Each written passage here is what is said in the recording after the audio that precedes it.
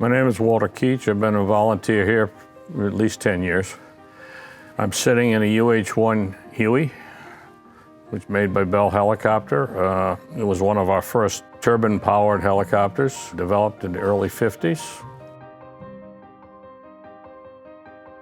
The military decided they wanted a helicopter that could handle all phases, supply, troops, medevac, and they put out a bid in the early 50s. Bell won the bid with their 204, and which became the UH-1A Huey, utility helicopter number 1. It was the first helicopter we had that was designated as a utility helicopter, which meant it could do all those things that I mentioned. It could carry passengers, it could carry injured people, gave us the ability to go from the field to medical support almost instantly. Also, as you can see from probably the guns and my rockets to my left, it was also a gun platform. The Army first took the Huey in 1956. It was, obviously, it's the workhorse of Vietnam. You watch a Vietnam movie, you will see a Huey somewhere in it. My connection to it, in 1966, I was drafted by the United States Army. I had turned 19 just before I was drafted. I had gone to the University of Cincinnati on an aeronautical engineering scholarship. I was not ready for college when I went. I made 2 trimesters and I was requested to not return.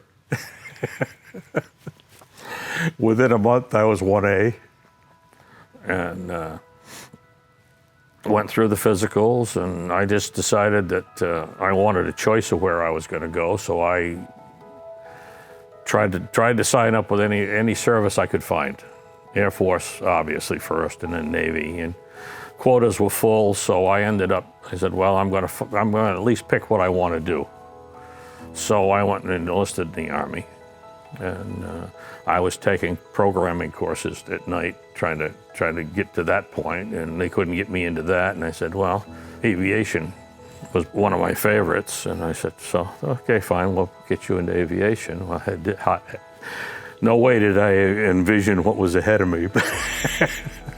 I was trained as a crew chief on this. My job was to repair the aircraft, or I was responsible for the mechanical operation of it. I went to Vietnam in the fall of '67. I was there for the Tet Offensive in 1968.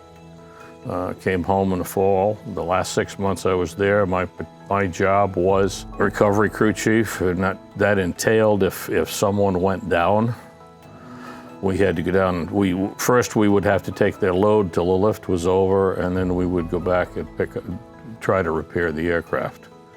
Fortunately, Huey is probably one of the more durable aircraft that's ever been produced. In fact, people have compared it to the Douglas DC-3 or C-47 that was famous from World War II and on, because very little went wrong with them, and they're both flying in today's world. Some people would call this a contradiction. If they knew me in high school as the biggest introvert in the class, they would be surprised when I say one of the things that I like most about this is meeting other people, getting to talk with them, getting to explain, educating people on what this aircraft did and what we did, and which in essence is therapy for me.